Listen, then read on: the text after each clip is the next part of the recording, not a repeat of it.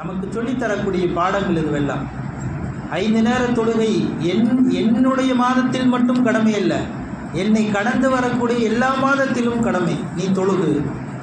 நோன்பு என்பது கடமை, என்னுடைய மாதத்தில் கடமை. ஆனால் மற்ற மாதங்களிலும் நீ நஃபிலான நோன்புகள் வைக்கலாம், சுன்னத்தான நோன்புகள் வைக்கலாம், அதை நீ செய். தான தர்மங்கள் என்னுடைய மாதத்தில் செய்வது மட்டுமல்ல, உன்னால் முடிந்தால் மற்ற மாதங்களிலும் நீ ஏழைகளுக்கு செய்.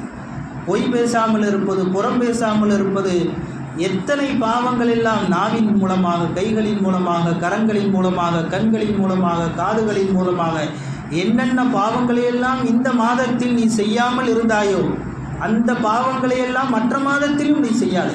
அதுவும் அல்லாஹ் உனக்கு தடுத்து வைத்திருக்கிறான். இதெல்லாம் ரமலான் நமக்கு சொல்லித்தரக்கூடிய பாடம். எனவே நாம் புரிந்து கொள்ள வேண்டும், நாம் ரமதானிகள் அல்ல, நாம் ரப்பானிகளாக இருக்க வேண்டும். ரமதானிகள் என்றால் வெறும் ரமதான் மாதத்தில் மட்டும்தான் அமல் செய்வாங்க. பெருநாள் பிரியாணி சாப்பிட்டாச்சுன்னா முடிஞ்சு, முசல்லா தூக்கி எங்கேயா போட்டுட்டு அடுத்த வருஷம் ரம்ஜானத்தை இருப்பாங்க. இவங்களாம் ரமதானிகள். ஆனால் நம்ம ரமதானியாக இருக்கக்கூடாது, நாம் ரப்பானியாக இருக்க வேண்டும், அல்லாஹுவை சார்ந்தவர்களாக இருக்க வேண்டும். ரப்பானிகள் எப்படி இருப்பாங்க? ரமதானுடைய மாதத்தில் மட்டுமல்ல, மற்ற மாதங்களிலும் ரமலானை போன்றே அமல் செய்வார்கள். அல்லாஹ் நம்மை அப்படி ஆக்கி அருள் புரிவானாக. நாம் துஆ செய்ய வேண்டும். ஒன்று. அடுத்ததாக நாம் தெரிந்து கொள்ள வேண்டிய விஷயம், குறிப்பாக பெற்றோர்களாகிய நாம் நம்முடைய குழந்தைகளின் விஷயத்திலே மிகவும் கவனமாக இருக்க வேண்டும். அவர்களுக்கு நாம் உலக கல்வியை எந்த அளவுக்கு முக்கியத்துவம் கொடுத்து அவர்களை படிக்க வைக்கிறோமோ அதோடு மார்க்கம் சார்ந்த விஷயங்களையும் நாம் சொல்லித்தர வேண்டும். ஏதால் காலங்கள் உங்களுக்கு தெரியும், சொல்ல வேண்டிய அவசியம் இல்லை. இன்னும் இந்த காலமே இவ்வளவு மோசமாக இருக்குது. இன்னும் வரக்கூடிய காலங்களில் இந்த இணையதளத்தினுடைய வளர்ச்சி, உலகத்தினுடைய வளர்ச்சியினால் என்ன ஏற்படும் என்று யாருமே சொல்ல முடியாது. இப்போ கட்டாயமாக நம்முடைய பிள்ளைகளுக்கு இந்த காலத்தில் மார்க்கத்தின் கல்வியை கற்றுக் கொடுத்தே ஆக வேண்டும். ஒரு காலம் இருந்தது, மதரசாவுக்கு போனால் போட்டோம், இல்லாட்டி பிரச்சனை இல்லை அப்படின்லாம் இருந்துச்சு. ஆனால் இப்போ அப்படி இல்லை. காலங்கள், நம்முடைய கால சூழ்நிலைகள், நம் அருகில் இருப்பவர்கள், பழகக்கூடிய நபர்கள், நாம் பார்க்கக்கூடிய நபர்கள், அவர்களினுடைய மாற்றங்கள், நம்முடைய குழந்தைகளின் மாற்றங்கள், அவர்களின் வளர்ச்சியில் ஏற்படுத்தக்கூடிய மாற்றங்கள். ஒரு காலத்தில் பெற்றோர்கள் சொன்னால் கேட்கக்கூடிய பிள்ளைகள் இருந்தார்கள். ஆனால் இன்றைக்கி பெற்றோர்களை கூட மீறி நடக்கக்கூடிய பிள்ளைகள் நிறைய உருவாகிவிட்டார்கள். அதுக்கு காரணம் என்ன? நம்ம தான் காரணம். ஏன்னா சின்ன வயசிலிருந்தே இந்த மார்க்கத்தினுடைய கல்வியை கொடுக்காமல் வெறும் உலகத்தினுடைய கல்வியை மட்டும் கொடுத்தனால தான் அவனுக்கு தெரியல, பெற்றோர்கள்ட்ட எப்படி பேசணும் தெரியல, பெரியவங்கள்ட்ட எப்படி பேசணும் தெரியல, தொழுகை எப்படி தொழுகணும் தெரியல. அவனுக்கு தெரிஞ்சது A + - 3 to 4 அதான் தெரியுது, வேறு எதுவும் தெரியலாம்.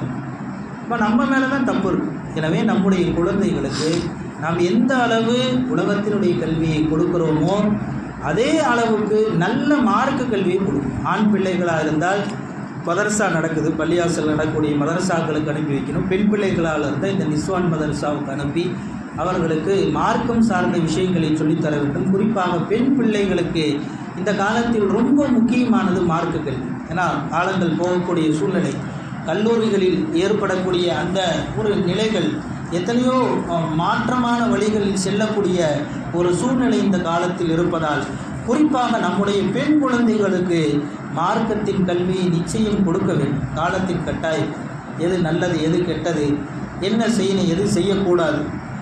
அதோடு வீட்டிலேயும் நம்ம பெற்றோர்கள் சொல்லித்தரும் நல்லது கெட்டது. ஒரு திருமணமாகி கணவர் வீட்டிற்கு பெண்கள் செல்கிறார்கள் என்றால் கணவரிடத்தில் எப்படி நடந்துக்கணும், மாமியாரிடத்தில் எப்படி நடந்து கொள்ள வேண்டும், மாமனார்கிட்ட எப்படி நடந்துக்கணும், கணவனுடைய உடன் பிறந்த சகோதரர்கள்ட்ட எப்படி நடந்துக்கணும். குடும்பம் என்றால் கஷ்ட நஷ்டங்கள் இருக்கத்தான் செய்யும். ஏதாவது யாராவது ஒருத்தர் சொல்லுவாங்க, அதை அனுசரித்து போகும். இதெல்லாம் சொல்லித்தரது யார்? பெற்றோர்கள். குறிப்பாக தாய்மார்கள் தான் தன்னுடைய பிள்ளைகளுக்கு இந்த விஷயங்கள் எல்லாம் சொல்லித்தரும். இது சொல்லித்தரதுனால என்ன ஏற்படுதுன்னா, மதுரையில் மதரசாவில் பார்க்குறோம், டவுன் காசி நிறைய கேஸுகள், தலாக்குடைய நிறைய நிகழ்வுகள்.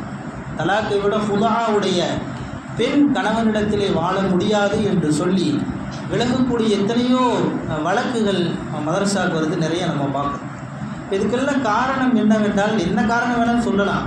ஆனால் நம்ம வீட்டில் நம்ம பிள்ளைகள்கிட்ட வளர்க்கும் பொழுது சொல்லி வளர்க்க வேண்டும்.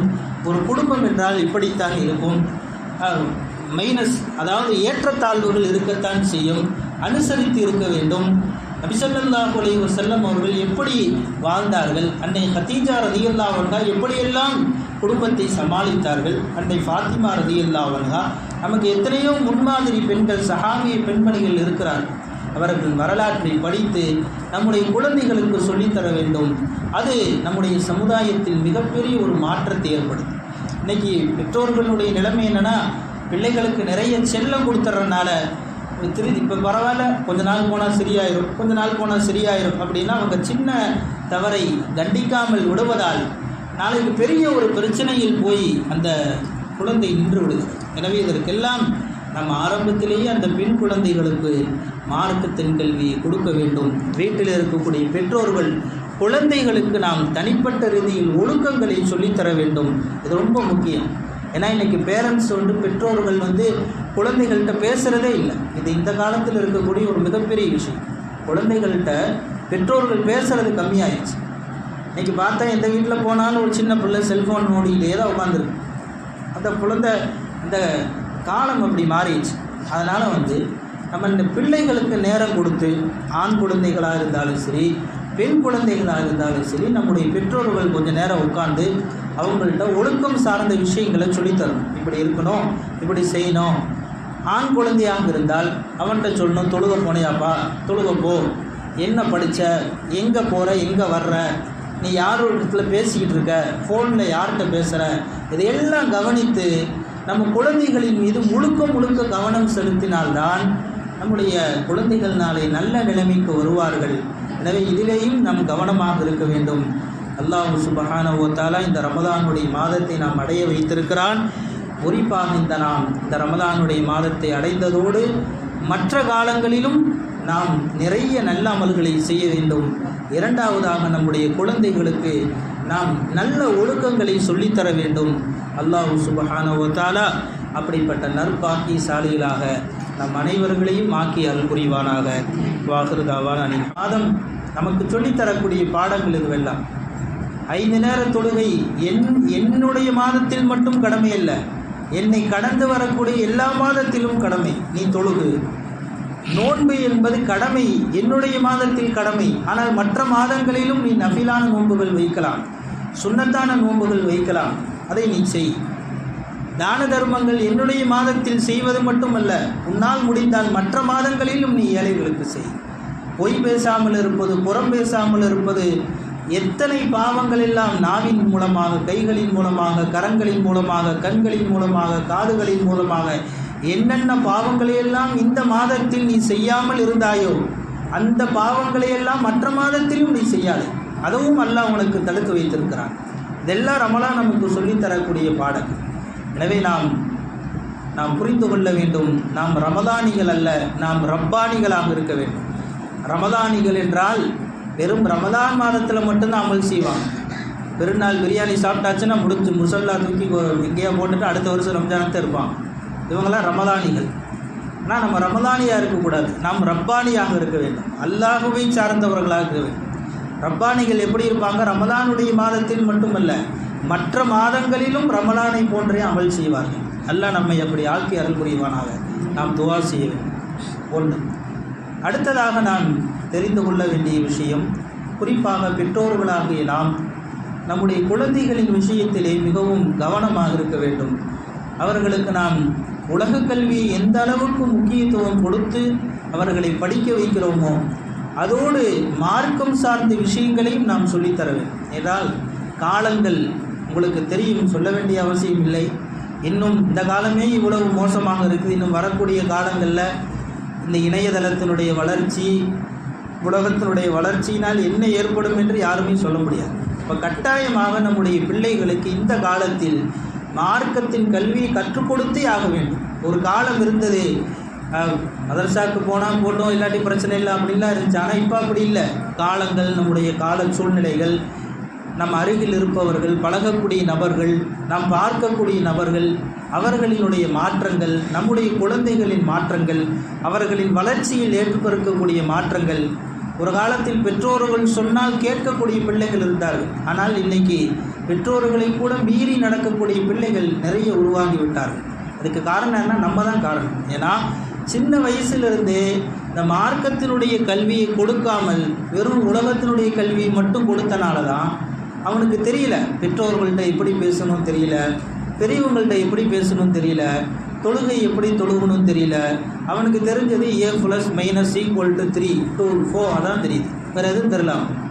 இப்போ நம்ம மேலே தான் தப்பு இருக்குது. எனவே நம்முடைய குழந்தைகளுக்கு நாம் எந்த அளவு உலகத்தினுடைய கல்வியை கொடுக்குறோமோ அதே அளவுக்கு நல்ல மார்க்க கல்வியை கொடுக்கும். ஆண் பிள்ளைகளாக இருந்தால் மதரசா நடக்குது, பள்ளியாசல் நடக்கக்கூடிய மதரசாக்களுக்கு அனுப்பி வைக்கணும். பெண் பிள்ளைகளாக இருந்தால் இந்த நிஸ்வான் மதரசாவுக்கு அனுப்பி அவர்களுக்கு மார்க்கம் சார்ந்த விஷயங்களை சொல்லித்தர வேண்டும். குறிப்பாக பெண் பிள்ளைகளுக்கு இந்த காலத்தில் ரொம்ப முக்கியமானது மார்க்க கல்வி. ஏன்னா காலங்கள் போகக்கூடிய சூழ்நிலை, கல்லூரிகளில் ஏற்படக்கூடிய அந்த ஒரு நிலைகள், எத்தனையோ மாற்றமான வழிகளில் செல்லக்கூடிய ஒரு சூழ்நிலை இந்த காலத்தில் இருப்பதால் குறிப்பாக நம்முடைய பெண் குழந்தைகளுக்கு மார்க்கத்தின் கல்வியை நிச்சயம் கொடுக்க வேண்டும். காலத்தின் கட்டாயம், எது நல்லது எது கெட்டது, என்ன செய்யணும் எது செய்யக்கூடாது. அதோடு வீட்டிலேயும் நம்ம பெற்றோர்கள் சொல்லித்தரும் நல்லது கெட்டது. ஒரு திருமணமாகி கணவர் வீட்டிற்கு பெண்கள் செல்கிறார்கள் என்றால் கணவரிடத்தில் எப்படி நடந்துக்கணும், மாமியாரிடத்தில் எப்படி நடந்து கொள்ள வேண்டும், மாமனார்களிடத்திலே மாமனார்கிட்ட எப்படி நடந்துக்கணும், கணவனுடைய உடன் பிறந்த சகோதரர்கள்ட்ட எப்படி நடந்துக்கணும். குடும்பம் என்றால் கஷ்ட நஷ்டங்கள் இருக்கத்தான் செய்யும். ஏதாவது யாரோ ஒருத்தர் சொல்லுவாங்க, அதை அனுசரித்து போகும். இதெல்லாம் சொல்லித்தரது யார்? பெற்றோர்கள். குறிப்பாக தாய்மார்கள் தான் தன்னுடைய பிள்ளைகளுக்கு இந்த விஷயங்கள் எல்லாம் சொல்லித்தரும். இது சொல்லித்தரதுனால என்ன ஏற்படுதுன்னா, மதுரையில் மதரசாவில் பார்க்குறோம், டவுன் காசி நிறைய கேஸுகள், தலாக்குடைய நிறைய நிகழ்வுகள். தலாக்கை விட ஃபுதஹாவுடைய பெண் கணவனிடத்திலே வாழ முடியாது என்று சொல்லி விலகக்கூடிய எத்தனையோ வழக்குகள் மதரசாவுக்கு வருது, நிறைய நம்ம பார்க்குறோம். இதுக்கெல்லாம் காரணம் என்னவென்றால், என்ன காரணம் வேணாலும் சொல்லலாம். ஆனால் நம்ம வீட்டில் நம்ம பிள்ளைகள்கிட்ட வளர்க்கும் பொழுது சொல்லி வளர்க்க வேண்டும். ஒரு குடும்பம் என்றால் இப்படித்தான் இருக்கும், மைனஸ் அதாவது ஏற்றத்தாழ்வுகள் இருக்கத்தான் செய்யும், அனுசரித்து இருக்க வேண்டும். நபி ஸல்லல்லாஹு அலைஹி வஸல்லம் அவர்கள் எப்படி வாழ்ந்தார்கள், அன்னை கதீஜா ரலியல்லாஹு அன்ஹா எப்படியெல்லாம் குடும்பத்தை சமாளித்தார்கள், அன்னை ஃபாத்திமா ரலியல்லாஹு அன்ஹா, நமக்கு எத்தனையோ முன்மாதிரி பெண்கள், சஹாபிய பெண்மணிகள் இருக்கிறார்கள். அவர்கள் வரலாற்றை படித்து நம்முடைய குழந்தைகளுக்கு சொல்லித்தர வேண்டும். அது நம்முடைய சமுதாயத்தில் மிகப்பெரிய ஒரு மாற்றத்தை ஏற்படுத்தும். இன்றைக்கி பெற்றோர்களுடைய நிலைமை என்னென்னா, பிள்ளைகளுக்கு நிறைய செல்லம் கொடுத்துறதுனால